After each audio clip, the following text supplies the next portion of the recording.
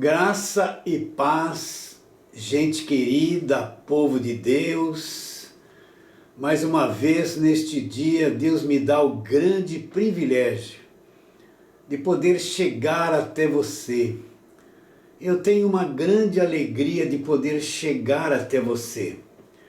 Mas eu não vou chegar até você com palavras para te enganar, dizendo que você vai prosperar se você der dinheiro, dizendo que Deus vai realizar tudo na tua vida, vai ser maravilhoso, que você vai ter carro, ter casa, que tudo vai melhorar. Não venho falar palavras que vão te enganar, porque nem sempre a vida de fé, a vida de um verdadeiro crente no Senhor Jesus Cristo, todos os problemas vão ser resolvidos. Não.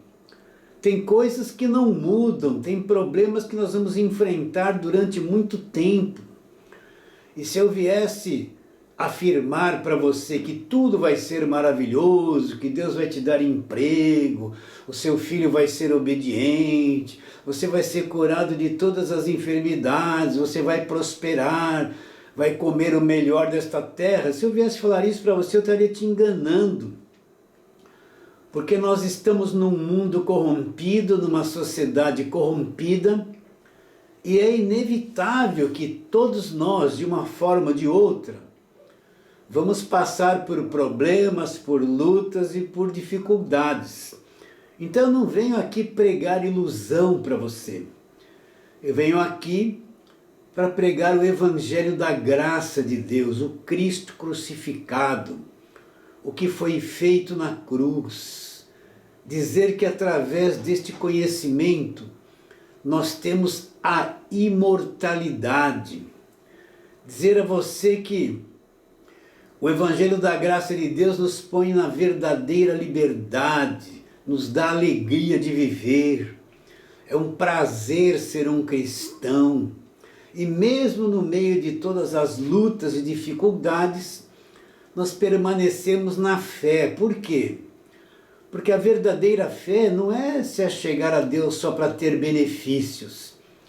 A maior parte daqueles que se dizem povo de Deus, eles querem um Deus que só venha fazer coisas e beneficiá-los. Então eles estão atrás de Deus para resolver problema, para melhorar isso, melhorar aquilo. Eles vêm atrás de um Deus só por interesse. Como se Jesus Cristo fosse o gênio da lâmpada, aí eles passam a mão na lâmpada, aparece Jesus Cristo como um gênio.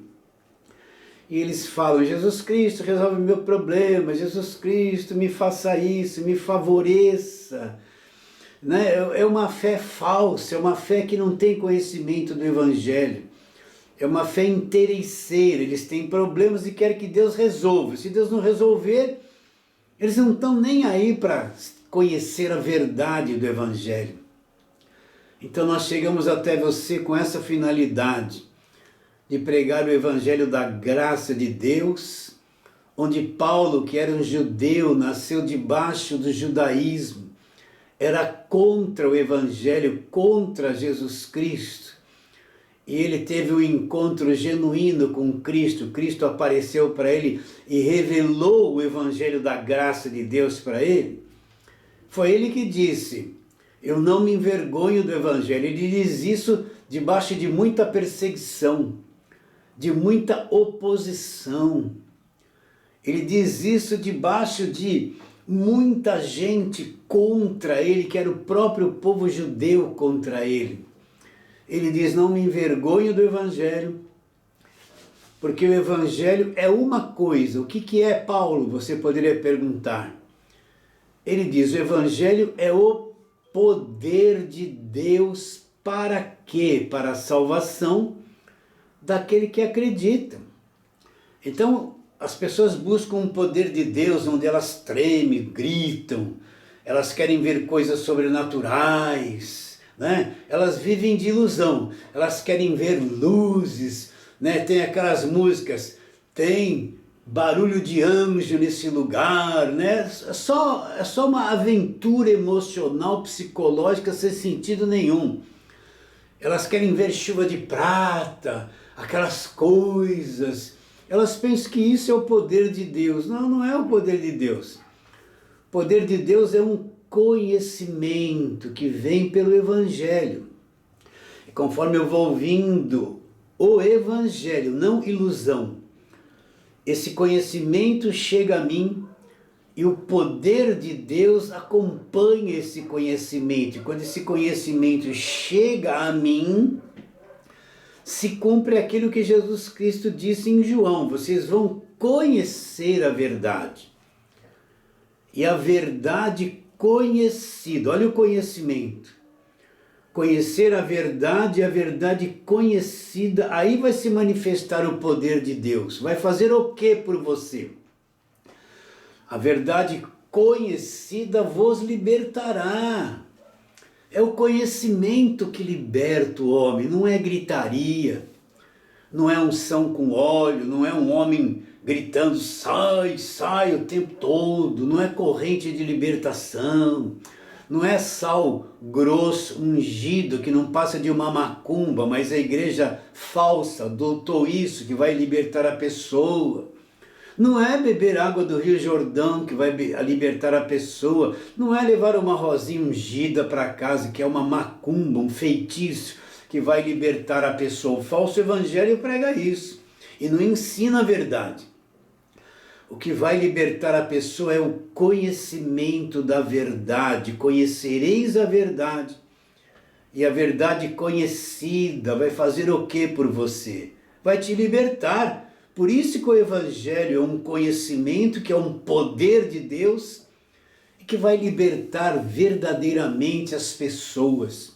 E é para isso que nós estamos aqui, meu irmão precioso, minha irmã preciosa, gente de valor, para trazer conhecimento do Evangelho da graça de Deus, que é o poder de Deus para a salvação de todo aquele que crê. Então, esse é o meu objetivo, porque quando uma pessoa entende o Evangelho, e olha, eu vou dizer para você, existe tanta coisa tirada da Bíblia que não é Evangelho, existe tanta pregação da velha aliança que mais escraviza do que liberta a pessoa. Então, a pregar o Evangelho de uma forma simples, o Evangelho puro, existe uma grande oposição que não vem de fora. A grande oposição vem do meio daquilo que se diz que é igreja.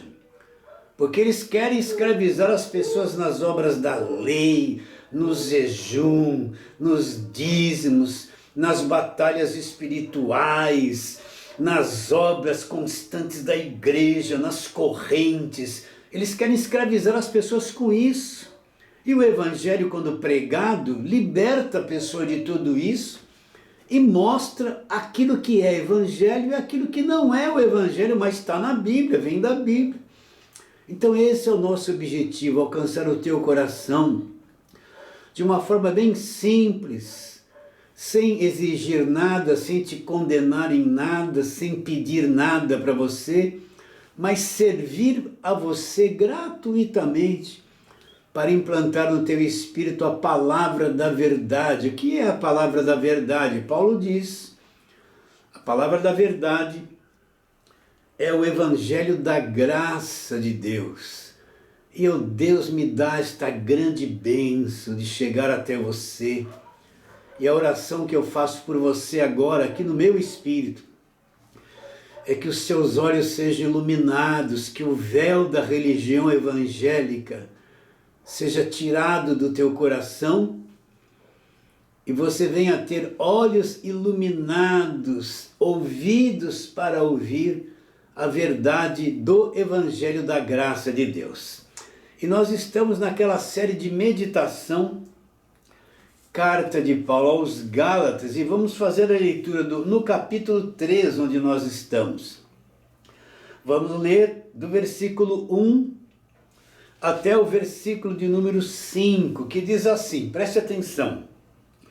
Ó Gálatas insensatos, quem vos enfeitiçou?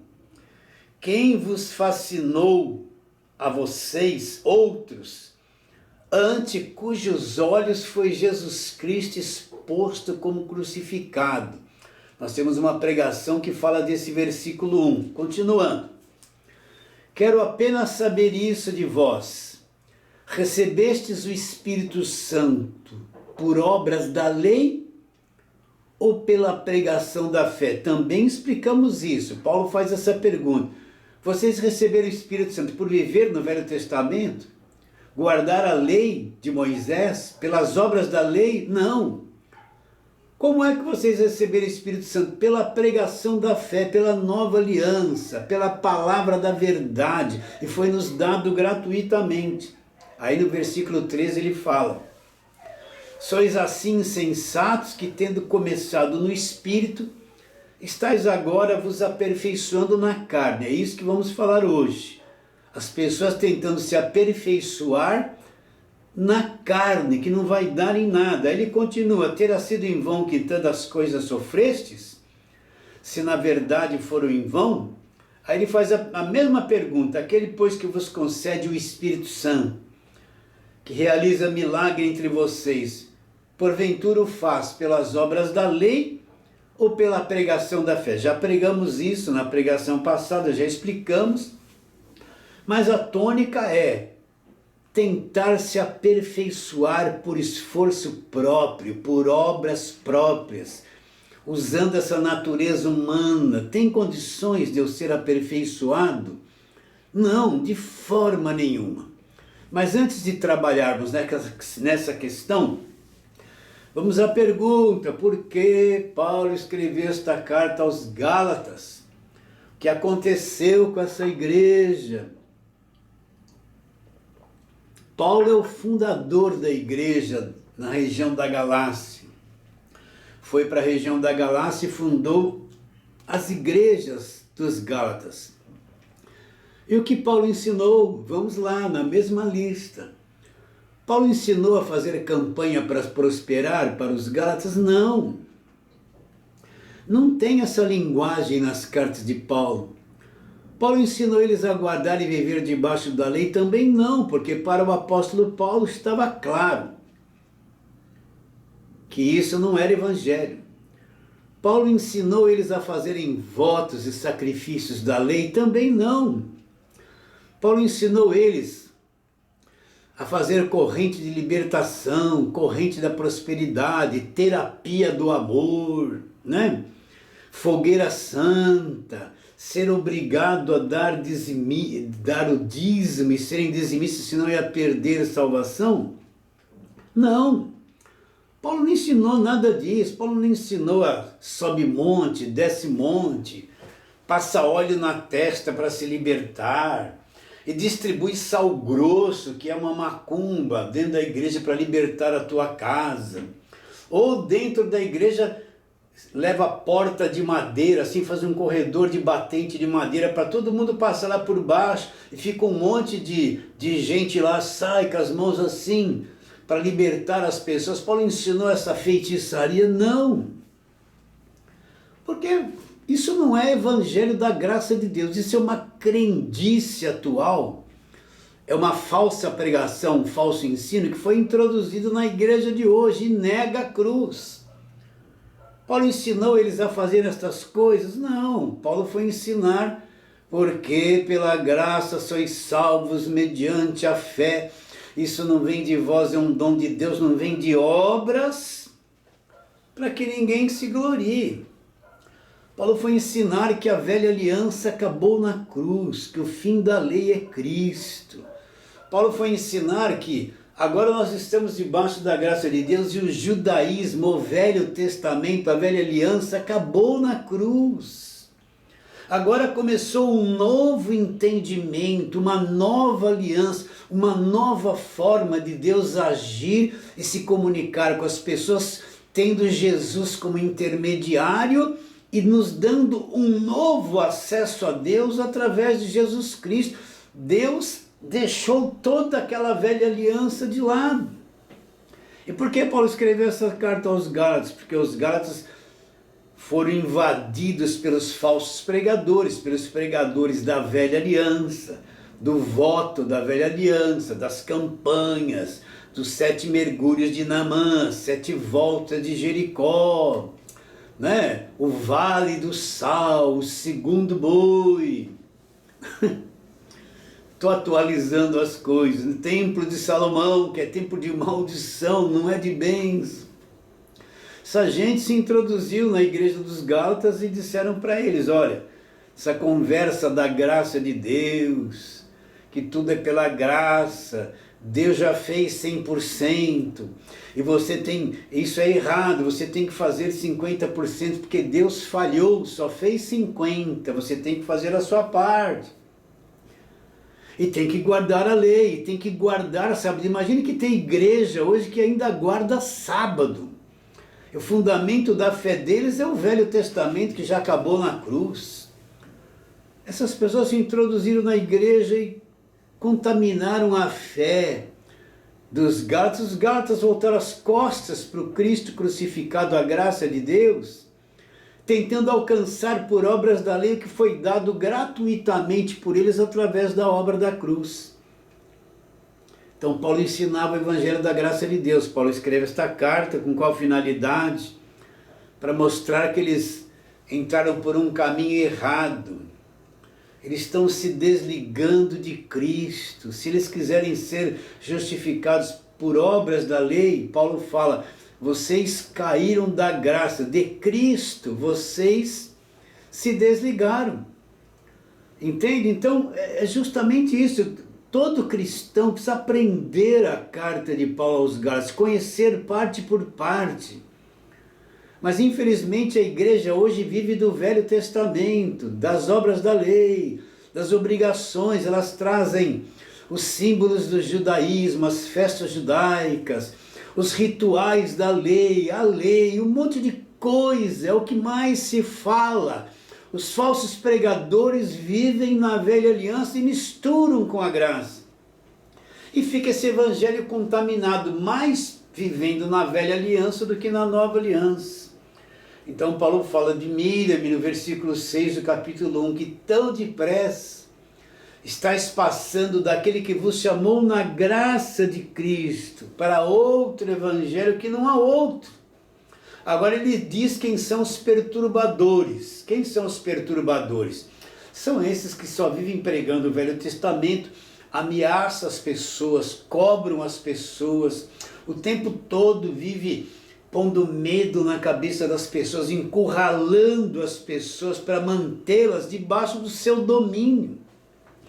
E você vê uma pessoa que vive debaixo de lei, ela vive atormentada, com medo do diabo o tempo todo, se sente culpado o tempo todo, o diabo está ao redor o tempo todo, tudo é uma superstição, tudo é um demônio. A pessoa ficou triste, é o demônio da tristeza.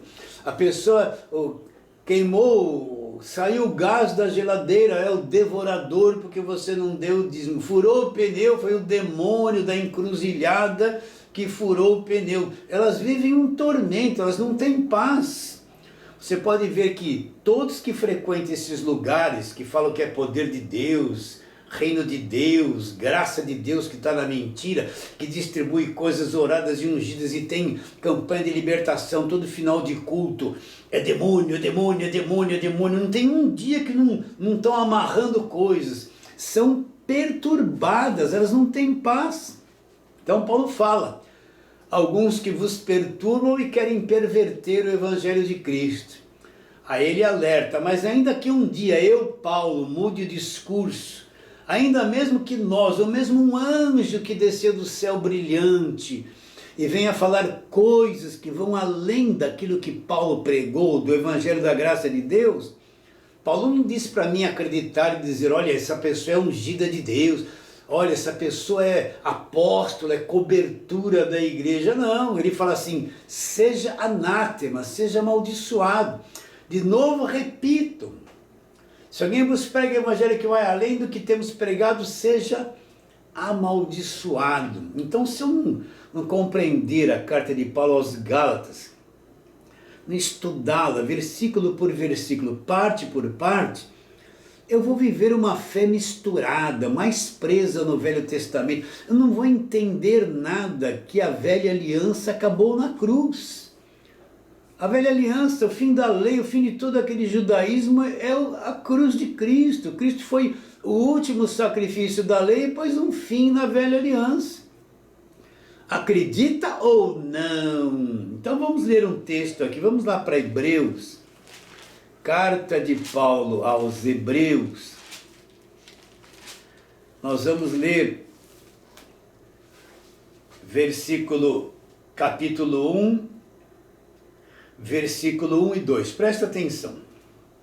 Havendo Deus em outro tempo falado muitas vezes e de muitas maneiras, para quem? Aos pais.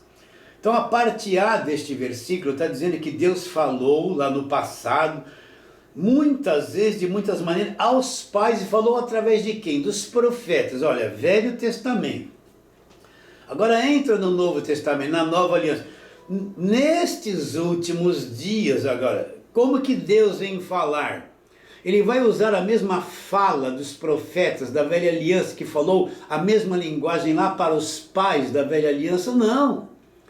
Nos últimos dias, que são os dias que nós estamos vivendo, que voz eu tenho que ouvir? A voz de Moisés ou a voz de Jesus Cristo? Que voz eu tenho que ouvir? A voz da velha aliança ou a voz da nova aliança? Nesses últimos dias nos falou pelo Filho. Então eu tenho que ouvir a voz do Filho, a quem constituiu herdeiro sobre todas as coisas, pelo qual também fez o universo. Então eu vou repetir a pergunta. Eu tenho que ouvir a voz de quem hoje nos últimos dias? A voz de Moisés? A voz de Isaías, Jeremias, de Gideão, de Sansão? Não. Eu tenho que ouvir a voz do Filho. E qual é a voz do Filho? Os profetas, Deus falou no passado e de muitas maneiras aos pais pelos profetas. A voz para aquele povo do Velho Testamento foram os profetas, os patriarcas. Para nós da Nova Aliança é a voz do Filho que eu tenho que ouvir. E o que é a voz do Filho? É o Evangelho da graça de Deus, é a voz de Jesus Cristo. Não precisa falar assim, Deus fala comigo. As pessoas falam isso, Deus fala comigo, elas ficam assim, quer ouvir alguma coisa, quer sentir alguma coisa. Não, você quer ouvir Jesus Cristo falar? Porque Deus hoje fala através do Filho. Quer ouvir Jesus falar? Olha as cartas de Paulo, é a voz de Jesus Cristo. Você vai entender a voz dele. Eu tenho que entender para quem essa carta de Hebreus foi dirigida. Para quem? Aos hebreus. Quem são os hebreus? Os hebreus são aqueles judeus que estavam debaixo de lei, que nasceram debaixo de lei, que frequentavam as sinagogas, que estavam lá debaixo do domínio dos rabinos, dos mestres.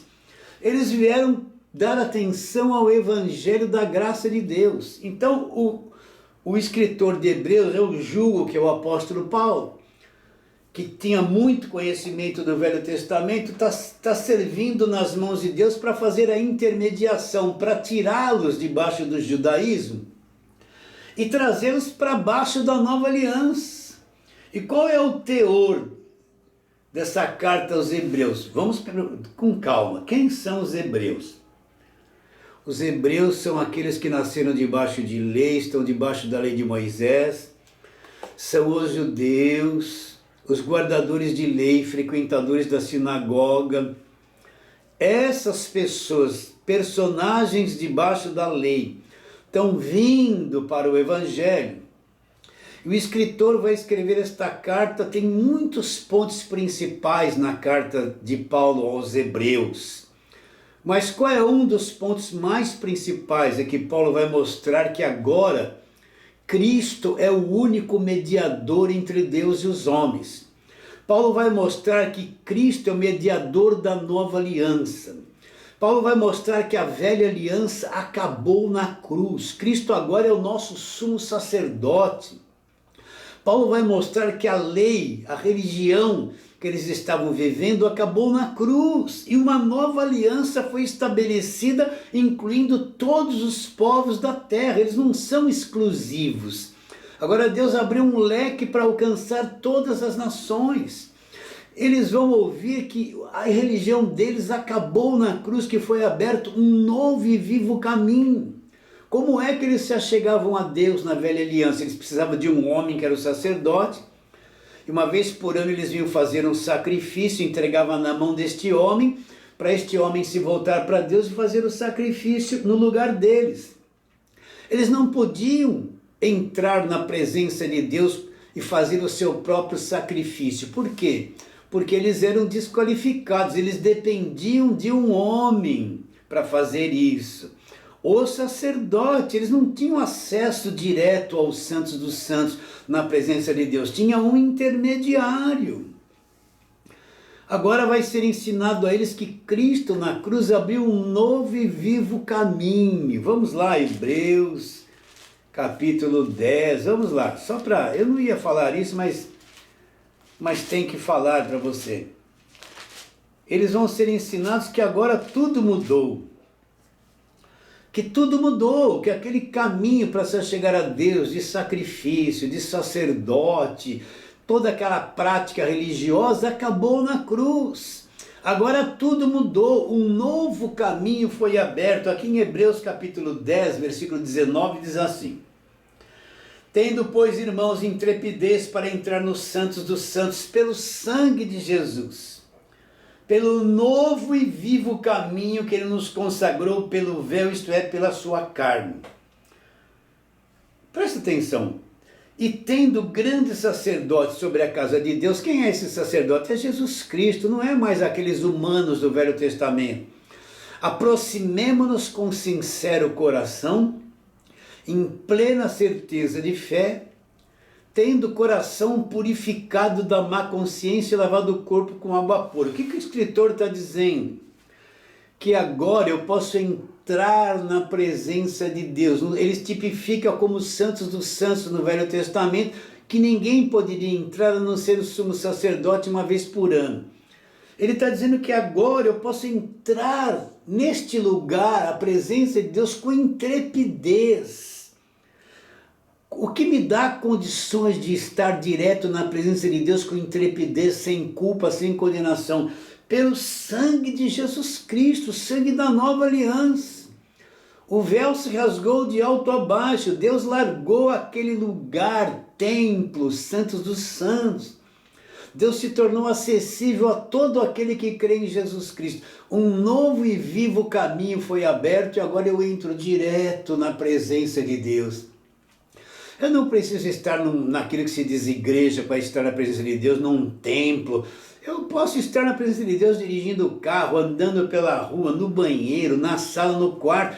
Um novo e vivo caminho sem impedimento foi aberto. Qualquer um que crê tem acesso direto à presença de Deus. Não precisa de intermediário, não precisa de pastor, bispo, apóstolo, profeta, missionário.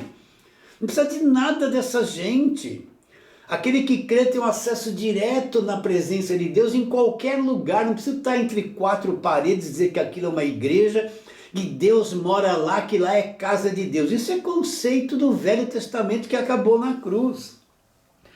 Tendo intrepidez para entrar nos santos dos santos pelo sangue de Jesus, pelo novo e vivo caminho que ele nos consagrou. Isto é, pelo véu, ou seja, a sua própria carne. Então, na carne do Senhor Jesus Cristo, aquele corpo de carne, que era uma carne sem pecado, perfeita, era o véu.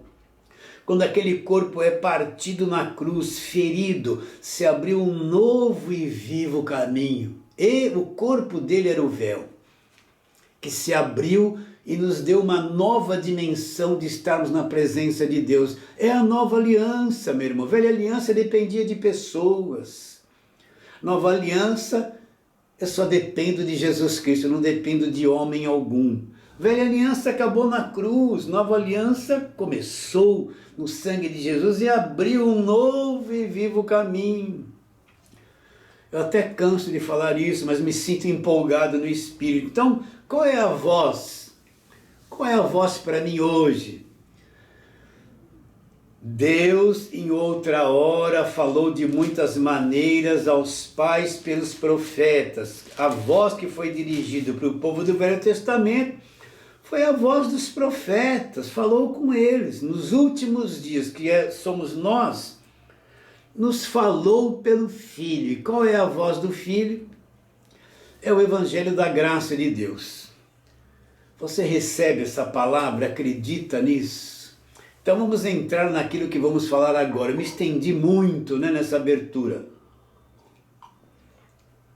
Vamos voltar lá para Gálatas, onde Paulo fala isso. Sois assim insensatos que, tendo começado no Espírito, estáis agora vos aperfeiçoando na carne. Então, a primeira coisa, eu tenho que identificar o que é essa carne que Paulo fala. Paulo foi o único que falou muito da carne, da carne, da carne, da carne. Essa carne se refere à nossa natureza humana, essa natureza caída. Essa natureza que nós temos, esse corpo caído, o corpo da morte. É viver por essa natureza.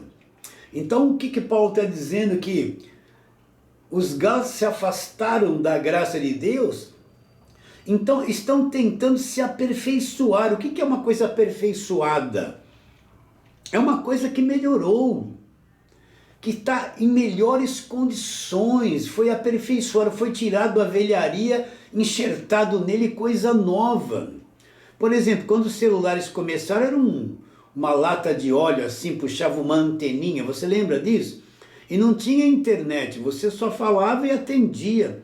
Hoje você tem celulares, computadores aperfeiçoadíssimos, você fala com o mundo todo em viva voz, com imagem, e tudo que está na internet, você pega pelo celular, foi aperfeiçoado, uma coisa que se tornou perfeita. Então imagine uma pessoa na condição da carne dela, que esse corpo humano caído, tentando se aperfeiçoar, ser melhor para Deus por esforço próprio. Ela nunca vai conseguir isso. Ela nunca vai conseguir, por mais regras que você ponha. Você pode pôr um monte de regras na igreja, você não pode pôr essa roupa, não pode cortar o cabelo, você não pode fazer isso, não pode... A pessoa fica cheia de regras, dominada por regras, mas a carne dela não obedece. Ela vai falhar, porque o problema está dentro dela. Ela vai falhar, ela vai errar, ela não consegue cumprir tudo aquilo, e mesmo que tente, ela não vai ser aperfeiçoada, porque a carne não me torna e não me dá condições de me aperfeiçoar. Então vamos trabalhar um pouquinho na palavra, vamos lá. O que é? Eu preciso entender com clareza essa questão do que é a carne, né? Então vamos lá para Gênesis capítulo de número 6. Vamos ver a fala de Deus lá. Gênesis 6, depois que o homem pecou, houve a queda do homem, aquela coisa toda que você já sabe. No capítulo 6 ele vai falar sobre a corrupção do ser humano. Então ali no verso 3 diz assim: então disse o Senhor, o meu espírito não agirá para sempre no homem, pois este é carnal, e os seus dias serão 120 anos. Depois ele diz no versículo 5, viu o Senhor que a maldade do homem havia se multiplicado na terra, e que era continuamente mal todo o desígnio do seu coração. Ali no princípio, o que Deus diz que o homem se tornou? Ele se tornou carne. Aconteceu alguma coisa com ele lá no pecado, que ele se tornou carnal, ele foi mudado, ele foi destruído, entende? Ele se tornou carnal, uma coisa defeituosa, deformada, caída. Então eu preciso entender o que é a minha natureza humana, porque quando eu entendo essa natureza caída, eu vou ter facilidade de compreender a graça de Deus, porque pela minha natureza eu não consigo agradar a Deus. Vocês que estão na carne, é impossível você estar na carne e agradar a Deus, porque essa carne é defeituosa. E quando eu entendo que é essa natureza humana, eu descubro que eu dependo de Deus, que eu não tenho poder de me aperfeiçoar, não tenho poder para mudar nada na minha vida. Só Deus pode fazer isso, porque eu estou preso numa natureza caída, destruída, totalmente destruída. Vamos ver o que Jesus falou, o que está escrito na opinião de Jesus a respeito da carne. Vamos lá para Mateus, né? Marcos, Lucas, João. Vamos lá para João. João capítulo número 2. Vamos lá ver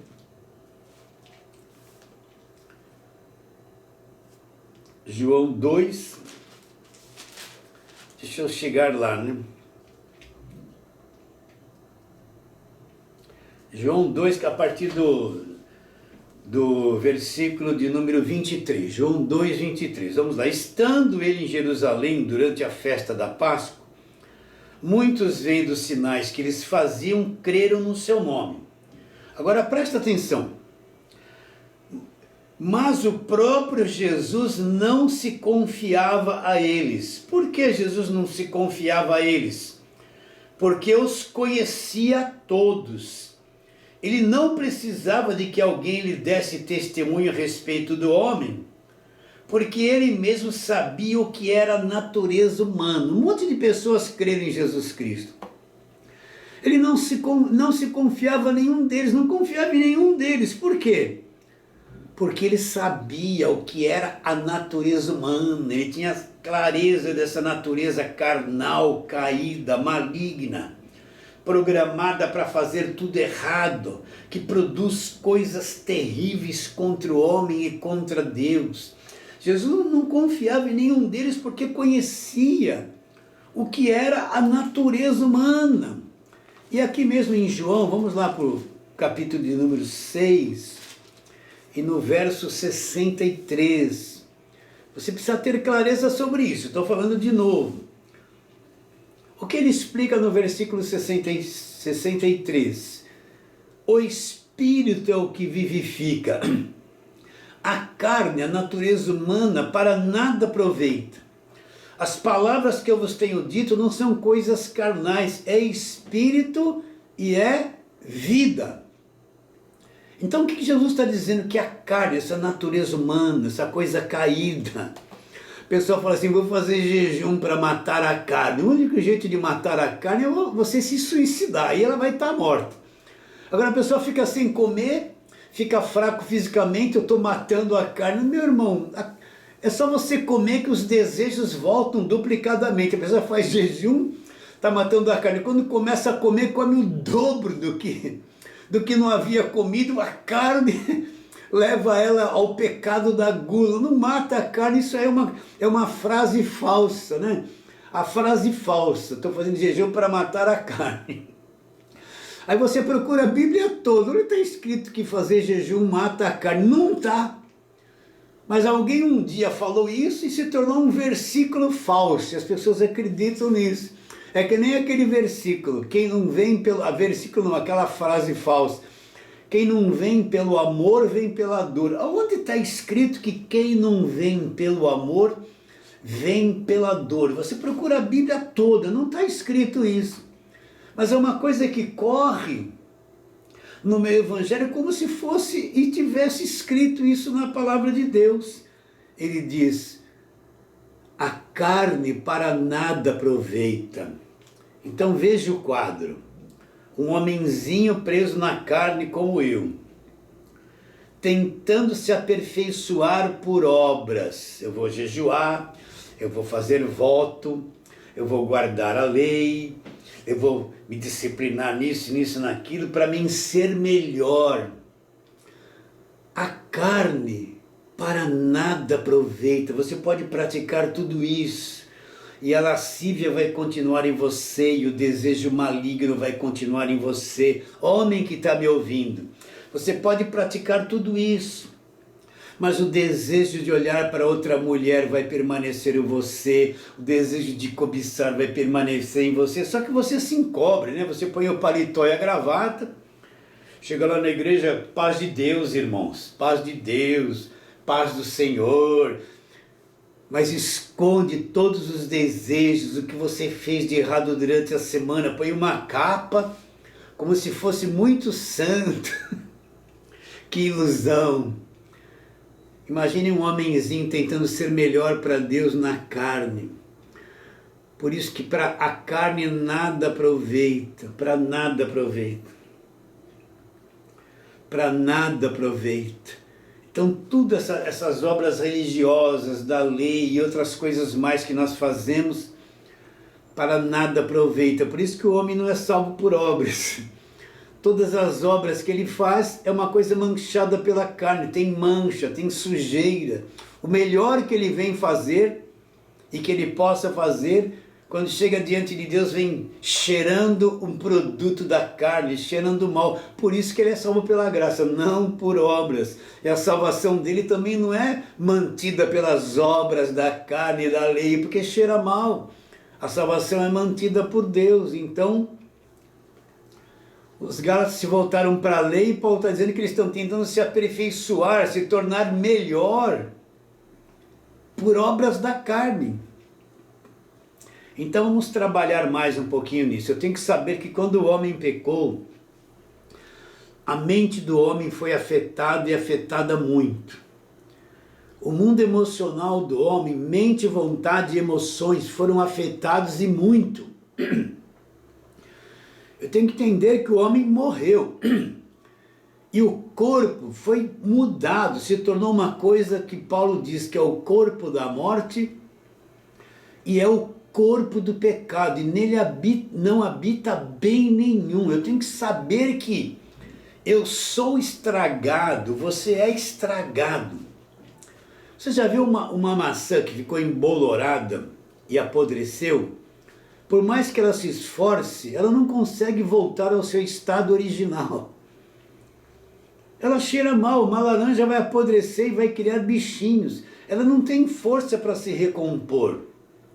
É assim o homem na carne, nessa natureza que cheira mal diante de Deus, tentando se recompor, se aperfeiçoar, praticando obras diante de Deus. Está apodrecida, não produz nada de bom. Nada de bom. Eu preciso ter uma visão que nós somos inúteis. A nossa natureza caída é uma natureza maligna, improdutiva. Eu não consigo me aperfeiçoar pela carne, mesmo cheio de obras da lei. Não tem como me tornar melhor. Eu posso viver uma vida de aparência, graça e paz. A pessoa é crente só na igreja, chega lá, dá um sorriso para todo mundo. Paz do Senhor, graça e paz, oh glória, vai ser vitória, amém, irmão.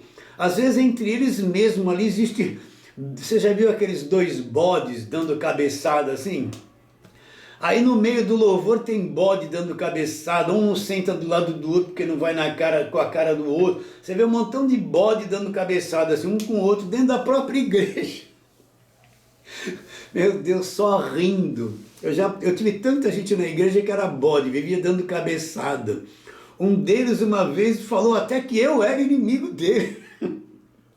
Para você ver, uma pessoa que estava anos na igreja, eu era inimigo dele. Cara virada comigo. Como pode? É o bode, os bodes dando cabeçada, né? Então você tem que entender isso. A mente do homem, na queda, se tornou uma mente obscurecida, destruída. O mundo emocional do homem se tornou um mundo emocional destruído. E o corpo do homem se tornou um corpo que Paulo disse que é o corpo da morte, o resultado da morte parou aqui no corpo, e é o corpo da morte. Então vamos explicar rapidamente esses 3 pontos. Vamos abrir agora em Romanos capítulo 1, verso 21 e 22. Preste muita atenção nisso, você anota essas coisas e vai ler na sua Bíblia durante a semana. Porquanto, tendo conhecimento de Deus, não o glorificaram como Deus, nem lhes deram graças. Antes se tornaram nulos em seus próprios raciocínios, obscurecendo-se-lhes o coração insensato. Inculcando-se por sábios, tornaram-se loucos. O que Paulo está dizendo? O conhecimento de Deus foi desprezado e eles se tornaram nulos nos seus próprios raciocínios. Eles se acham sábios, mas se tornaram loucos. O que Paulo está explicando? Que na queda do homem, a mente do homem foi afetada, ela foi destruída. A mente do homem foi pervertida, foi obscurecida. O que é uma coisa obscurecida? Um local que tinha luz, era claro, e entrou trevas, ela se tornou um lugar escuro, obscurecido, não tem mais luz, não enxerga mais. Então eu tenho que entender que o homem, a mente do homem, essa sabedoria do homem é uma coisa obscurecida. É uma coisa que foi destruída. O estado mental do homem é um estado mental reprovável, programado para produzir coisas inconvenientes. Por isso que no nosso estado mental, por mais que eu me esforce, eu não consigo entender o Evangelho da Graça de Deus se não for por revelação. Então a mente do homem é obscurecida. Qual a capacidade mental do homem? Se sabe que o homem consegue chegar a 6, 7, 8, 10% da sua capacidade mental. Mas tem um lado oculto, 90% é oculto, destruído, que o homem não consegue usufruir. Então ele ocupa, usufrui uma pequena parte da mente dele, tem umas trevas escurecidas lá de quase 90%, ele não consegue chegar lá. Como é que um homem com uma mente assim pode se aperfeiçoar espiritualmente diante de Deus? Você não vê como a tua mente é estranha, quanta coisa estranha passa na tua cabeça, quantos pensamentos obscuros, quanto a tua mente é um problema, você não vê isso. Só quem teve a mente renovada e pensa como o Evangelho pensa, é que vai enxergar estas coisas. Então a mente do homem foi destruída. E o mundo emocional do homem? O que aconteceu com o mundo emocional do homem? Vamos lá, Gênesis 3, né? Vamos lá para onde tudo começou. Gênesis 3, versículo 9 e 10. E chamou o Senhor Deus o homem e lhe perguntou: onde estás? E ele respondeu: ouvi a tua voz no jardim, porque estava nu, tive medo e me escondi. Olha que coisa interessante. O que aconteceu com ele? Quando eles ouviram a voz de Deus, que vinha na viração do dia conversar com ele, ele teve uma coisa que ele não tinha antes da queda. Ele teve medo e ele se escondeu de Deus. O medo está onde? No nosso mundo emocional, na nossa alma. Então uma coisa que eu tenho que entender, que na queda do homem, o mundo emocional do homem foi destruído. Deus não criou as angústias, as depressões, as tristezas, os traumas. Deus não criou esses pavores que a alma do homem sente. Deus não criou essa cadeia de medo, que nem Adão teve medo de Deus e se escondeu. São os gigantes da alma, esse mundo emocional destruído, que todos nós sentimos. Uma pequena criança nasce, sai lá do ventre da mãe. Quando ela respira, já começou o medo. Ela entra em contato com o mundo desconhecido e começa a chorar e treme e medo. E desde pequenininha ela tem medo. Os adultos vão crescendo cheio de medos, e tristeza, e angústias, e depressão, e nunca se tomou tanto remédio para depressão quanto se toma hoje. Desde de criança já tem gente tomando remédio para depressão, e 13 anos, 14, 15, adulto, velho, remédio para depressão. Por causa do mundo emocional que foi destruído, essa coisa descompensada que acontece no nosso mundo emocional.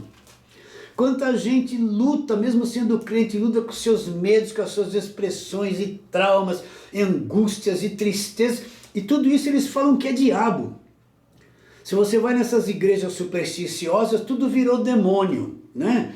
Tá triste é um demônio da tristeza, tá angustiado é o demônio da angústia, tá com medo é o demônio do medo. Por isso que todo final de culto sai. Mas isso não é demônio, isso é a alma caída do homem, é o mundo emocional que foi destruído. Você entende isso? Meu irmão querido, minha irmã que vive cheia de sentimentos estranhos, essas coisas vêm e te domina, e é um medo do amanhã. Tudo isso é uma mentira, é um estado emocional destruído que nós herdamos de Adão por causa do pecado. Mente destruída, mundo emocional destruído. E quanta gente escravizada, porque não conhece o Evangelho da graça de Deus. Jesus Cristo disse: vinde a mim todos os que estáis cansados e sobrecarregados, eu vos aliviarei. Tomai sobre vós o meu jugo e aprendei de mim, sou manso. Olha como Jesus Cristo é, ele é manso, manso e humilde de coração. Jesus declarou isso a respeito dele: eu sou manso, é humilde de coração. Jesus não está te cobrando dízimo, te apontando o dedo, pesando a mão sobre você, mandando o devorador te pegar, te amaldiçoando. Você está numa igreja que prega um Deus assim, é a mentalidade da lei, do Velho Testamento. Jesus Cristo é manso e humilde de coração. Aí ele disse o quê? Se você tomar o jugo dele, você vai encontrar um descanso para a sua alma. E o jugo dele é esse Evangelho da graça de Deus aqui. É isso que ele quer que a gente carregue. Não a lei, não a velha aliança. Então, você entende isso? Esse mundo emocional foi destruído. Eu quero parar de falar isso, mas eu sei que tem tanta gente que sofre.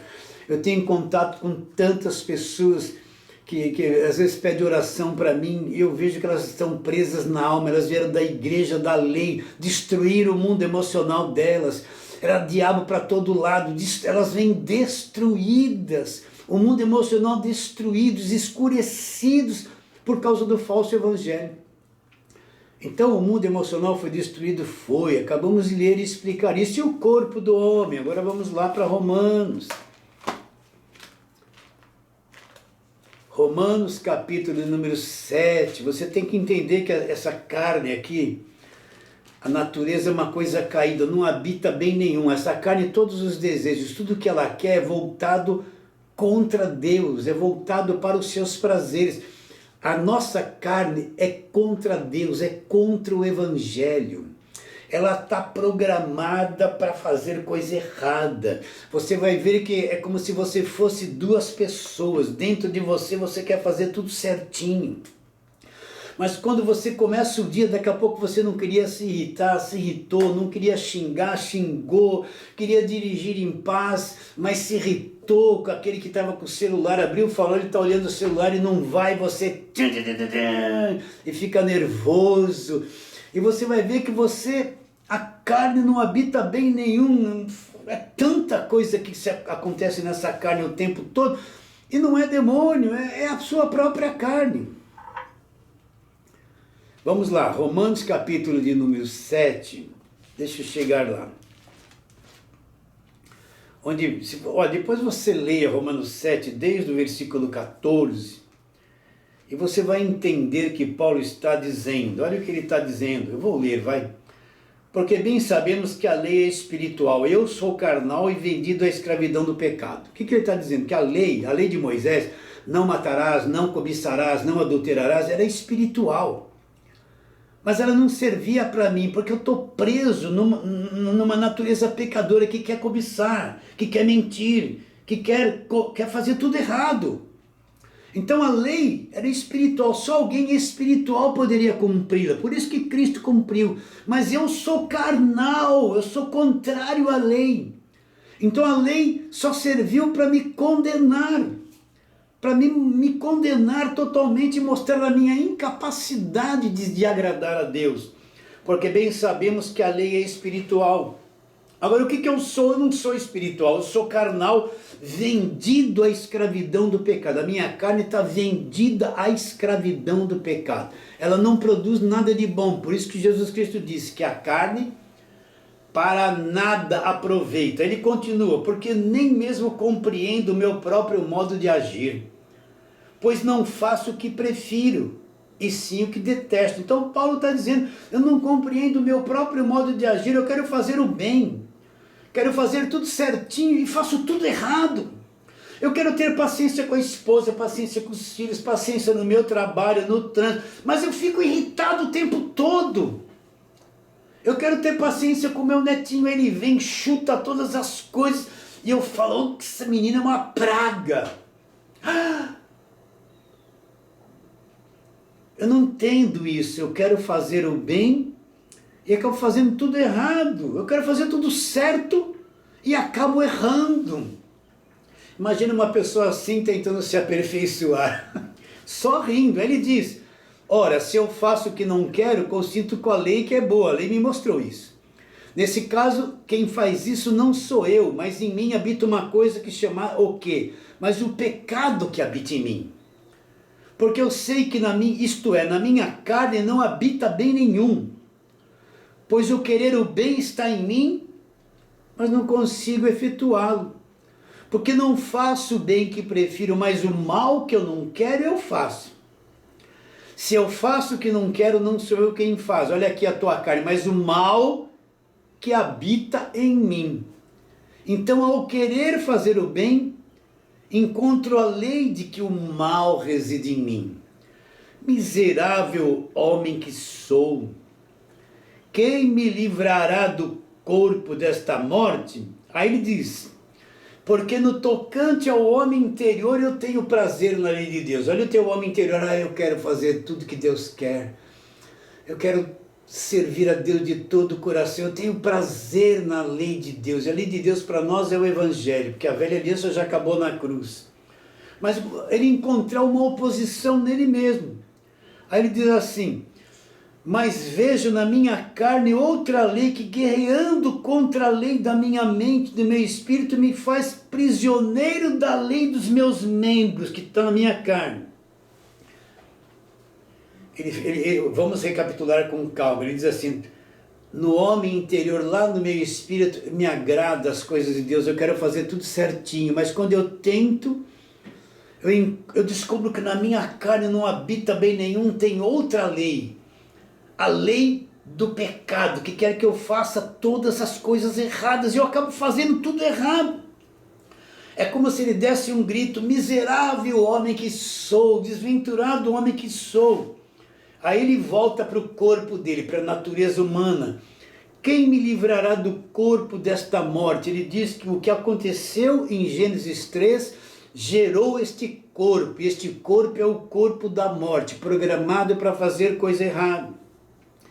E ele diz: graças a Deus por Jesus Cristo nosso Senhor, de maneira que eu, de mim mesmo, com a minha mente, o meu espírito, eu sou escravo da lei de Deus. Mas tem uma outra escravidão na minha vida, escravo da lei de Deus, mas segundo a minha carne, segundo essa natureza caída, eu sou escravo da coisa que se chama pecado. Se você entendeu essa pequena explanação, você vai entender que é impossível se aperfeiçoar na carne. É impossível. Paulo está explicando o erro que os Gálatas cometeram. É impossível me voltar para a lei e tentar ser obediente a uma coisa que eu não consigo ser, e tentar me aperfeiçoar por jejum, por obras da lei. Eu nunca serei aperfeiçoado em absolutamente nada. Paulo quer que os Gálatas compreendam que é impossível para eles ser melhores. É impossível para eles melhorar alguma coisa, atingir alguma perfeição. É impossível para eles guardarem a lei e tentar se aperfeiçoar por obras da lei. É um grande erro que eles estão cometendo, e cometeram ao se voltar para a lei, se voltar para a velha aliança. Você entende isso? Tem clareza sobre esse arroz com feijão que eu estou pregando para você? Essa coisa tão simples. Se você não entender esse básico, você vai ter dificuldade de entender o Evangelho. Muita dificuldade, porque a pessoa pensa... Olha uma igreja aí que diz que é do reino de Deus, que orienta as pessoas a pôr Deus na parede. A pessoa, olha só, fazendo o quê? Eu dou o dízimo, dou um dinheiro no envelope, vou pôr Deus na parede. E dizer para Deus: ou o Senhor é ou o Senhor não é. Um homem carnal destruído não consegue agradar a Deus, pois o dinheiro no envelope está dizendo, pondo Deus na parede: o Senhor é, o Senhor não é. O Senhor me prospera, o Senhor eu rasgo a Bíblia, o Senhor não é Deus. Olha aí que mentira, que heresia que esses bispos, esta gente que se fala que é do reino de Deus, prega para as pessoas. Uma heresia, uma grande mentira. Sim ou não? Né? Você entende o que eu estou te dizendo. Então, meu irmão querido, é sério. Eu não consigo mudar a mim mesmo. Eu não consigo ser um crente verdadeiro. Eu não consigo ser perfeito. Não adianta eu me voltar para a lei, para praticar obras, para agradar a Deus, que o mais que eu faça, tudo isso é manchado pela minha carne. A melhor coisa para um cristão verdadeiro é quando ele compreende que ele não consegue ser um crente verdadeiro. Ele não tem poder. É aí que ele vai entender e se submeter à graça de Deus. É aí que ele tem esperança. Ele tem que chegar para Deus e falar: Deus, eu não consigo. Eu falho todos os dias, eu erro, Senhor, miserável homem que sou. As minhas obras são todas manchadas por essa natureza caída. Eu não consigo, Senhor. Eu me entrego, eu desisto de tentar. Eu dependo da Tua graça. Se o Senhor quiser ver alguma coisa melhor em mim, eu dependo da Tua graça, porque eu já desisti de mim mesmo há muito tempo. E você? Já se desistiu de você mesmo? Ou você acha que é um pouquinho melhor que o outro? Um pouquinho mais santinho, um pouquinho mais justo. Você está na igreja e fala: ó, eu venho todos os cultos. Olha aquela ali, não é liberta ou não recebe o batismo do Espírito Santo porque só vem de domingo. Olha a carne em ação. Então eu tenho que entender uma coisa: a obra de Deus em mim e em você só Ele faz, mas ninguém faz. E por isso que eu tenho que estar submisso ao Evangelho e à graça de Deus. Eu já entrei no descanso de Deus. Eu não vou guardar o sábado da lei. O nosso sábado, o nosso descanso é Jesus Cristo. Ele é o nosso sábado. Eu já estou em Cristo, descanso nele. E descanso nele. Não faço mais nada a não ser descansar nele. Hebreus capítulo 4. Então aqui em Filipenses, para nós já caminharmos para o fim, vamos ver o que Paulo fala a respeito da obra de Deus. Verso 6, capítulo 1, verso 6. Estou plenamente certo de que aquele que começou boa obra em vós, há de completá-la até o dia de Cristo. Aliás, é justo que eu assim pense de todos vós, porque vos trago no coração, seja nas minhas algemas, seja na defesa e confirmação do Evangelho, pois todos sois participantes da graça comigo. O que Paulo está dizendo? Que ele tinha plena certeza que aquele que começou a boa obra nos Filipenses ia completar esta obra até o dia de Cristo. Então quem que começou a boa obra nos Filipenses e levou eles a crer no Evangelho? Entenda. Se Deus não agir no coração e na mente de uma pessoa, ela nunca vai crer no Evangelho. Se Deus, através do Espírito, não convencer uma pessoa, ela nunca vai se arrepender de nada. Se Deus não tirar o véu do coração de uma pessoa, ela nunca vai enxergar o Evangelho da graça de Deus em absolutamente nada. Ela vai ser uma religiosa evangélica e não vai entender o Evangelho da graça de Deus. Ninguém muda o coração de ninguém, nem nós mesmos temos forças para mudar o nosso próprio coração. E muito menos pregar e achar que pelo meu poder eu vou mudar a cabeça e o coração de alguém. Ninguém ganha almas. Lá na velha aliança eles tinham um conceito: aquele que ganha alma sábio é. Mas quem é que ganha uma alma? Quem é que vai convencer uma alma e vai ganhar almas para Deus? Olha que pretensão! Ser o Espírito que convence, ninguém ganha ninguém. O único que faz a obra e leva uma pessoa a crer pela graça de Deus é Jesus Cristo. É Jesus Cristo, meu irmão, minha irmã. Então aquele que me faz compreender, que abre a minha mente, que me torna sensível no Espírito, no meu coração, é Deus. Esta é a boa obra. Se Deus não fizer, a gente não chega em lugar nenhum. E a obra de Deus é exclusiva dele. Eu vejo um monte de homenzinhos, todos defeituosos, vamos fazer a obra de Deus, né? O que devo fazer para realizar as obras de Deus? Vamos lá voltar para João, eu ia pular isso, mas vamos lá, João capítulo 6, pessoas interessadas em fazer a obra de Deus, né? Eles pensam que fazer a obra de Deus é fazer esse monte de cantoria, de banda, de música, marcha para Jesus que virou marcha para políticos, né? E da direita, né? Políticos da direita. A marcha para Jesus virou uma marcha política, não tem nada a ver com o evangelho da graça de Deus, nem com Jesus Cristo. É uma coisa manipulada para manipular a mente daqueles crentes que não conhecem a verdade, que são manipulados. Dirigiram-se, pois, a ele, João 6,28, dirigiram-se, pois, a ele, perguntando, que faremos para realizar as obras de Deus? É assim quem está debaixo da lei. Ele acha que é capaz de realizar as obras de Deus, ganhar almas, ele tem poder para isso. Essas pessoas estão debaixo de lei, e na lei tudo era o que eu vou fazer, eu faço, eu tenho que fazer obras. Dirigiram-se, pois, a ele perguntando, que faremos para realizar as obras de Deus? Eles esperavam que Jesus Cristo fosse falar assim, faça isso, dê o dízimo, faça jejum, frequente na igreja, ajude seu pastor, vai dar comida lá debaixo da ponte para alguém, né? Saia numa praça, faça isso, faça. Aí eles pensam assim, ele vai falar e nós vamos fazer, vai ser fácil. Aí o que Jesus respondeu para eles, a obra de Deus é esta, que creiais naquele que por ele foi enviado. A obra de Deus é essa. Jesus disse isso, não sou eu que estou falando. Não sou eu que estou falando. Jesus disse, a obra de Deus é esta. Qual? Que vocês acreditem, creiam. Em quem? Nele mesmo. Naquele que por ele foi enviado. Então a obra de Deus é crer em Jesus Cristo. Quem é que me leva a crer em Jesus Cristo quando eu sou salvo pela graça? É o próprio Deus que me leva a crer pela graça. Sois salvos mediante a fé.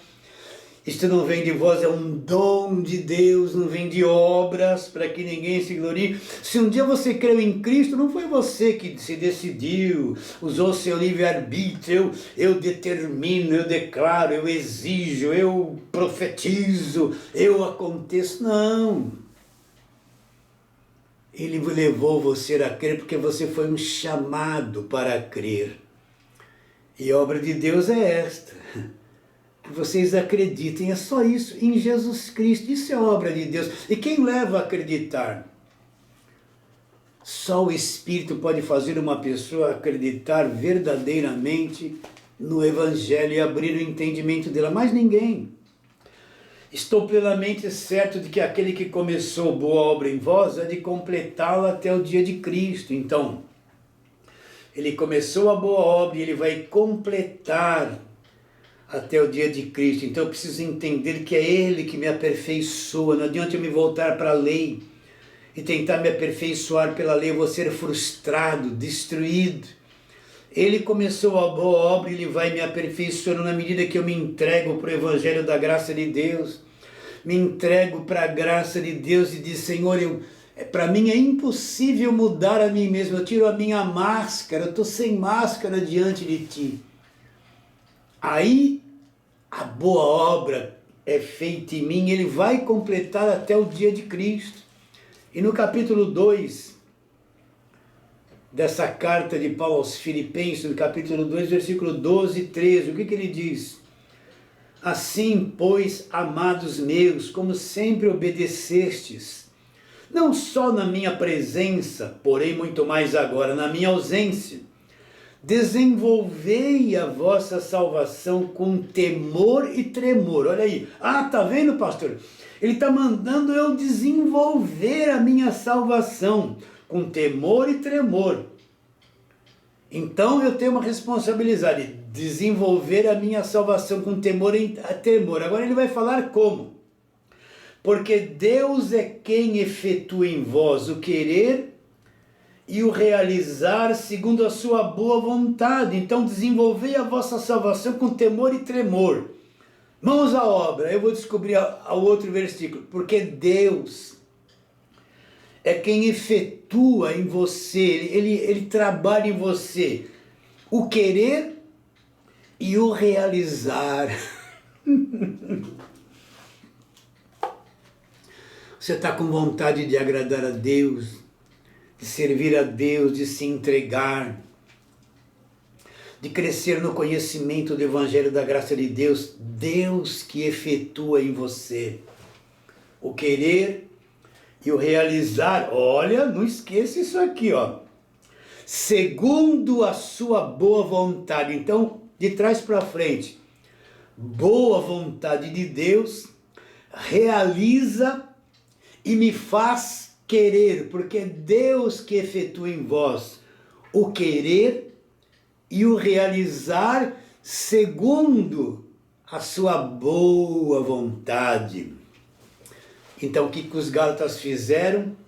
Voltaram para a lei, queriam se aperfeiçoar pela lei, desconsiderando a natureza caída, a incapacidade de obedecer à lei. Então Paulo está dizendo, vocês estão querendo se aperfeiçoar pela carne. A carne nunca vai ser aperfeiçoada a nada, ela tem que voltar ao pó. Enquanto você não estiver livre desta carne, você vai estar debaixo dessa lei do pecado e da morte que está na tua carne, vai falhar o tempo todo. Por isso que legalismo é incompatível com o evangelho, não adianta proibição.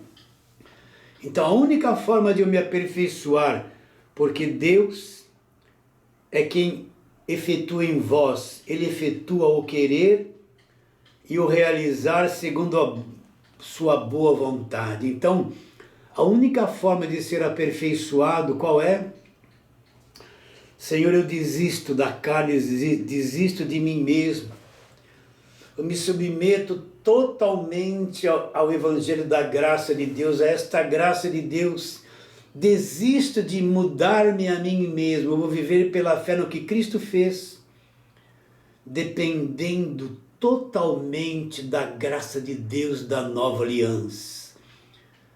Então, quando você vê a tua fraqueza, a tua incapacidade, a inutilidade que você tem, é aí onde começa o querer, o realizar segundo a sua boa vontade. Graças a Deus. Não depende mais de mim. Eu já desisti de mim há muitos anos. Graças a Deus. Não me escondo de nada. Graças a Deus. É Ele que opera o querer e o realizar segundo a sua boa vontade. E nós vamos ficando por aqui, meu irmão querido, minha irmã querida. Foi uma alegria estar com você. Eu vou me despedindo de todos vocês, declarando com toda a força do meu coração, dizendo isto, que a tua vida é você mesmo. A tua vida vale mais que o mundo inteiro.